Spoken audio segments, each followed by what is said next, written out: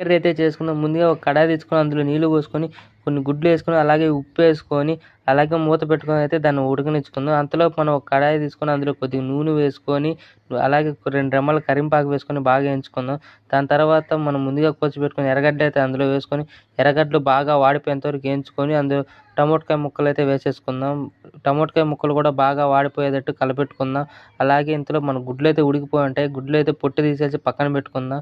ఇంతలోపు టమోటాకాయలు కూడా వాడిపోవాలి. వాడిపోయిన తర్వాత అందులో అల్లం వెల్లుల్లి పేస్ట్ అయితే మనం వేసుకుందాం. అల్లం వెల్లుల్లి పేస్ట్ పచ్చివాసన పోయేంత వరకు బాగా కలపెట్టుకోవాలి. అలాగే అందులో 2 స్పూన్ల కారం, అలాగే 2 స్పూన్ల ధనియాల పొడి, అలాగే కొద్దిగా గరం మసాలా వేసుకొని బాగా కలుపుకుందాం.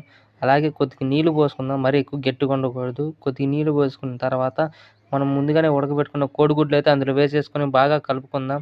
అలాగే కొద్దిగా నీళ్లు, కొద్దిగా ఉప్పు అయితే వేసుకొని కొద్దిగా కలిపి మూత పెట్టేసుకుందాం. మూత పెట్టేసి కొద్దిసేపటికి తీసి చూస్తే మన ఎగ్ కర్రీ అయితే రెడీ అయినట్టే. అసలు భలే సెట్, అసలు భలే ఉంటుంది అసలు.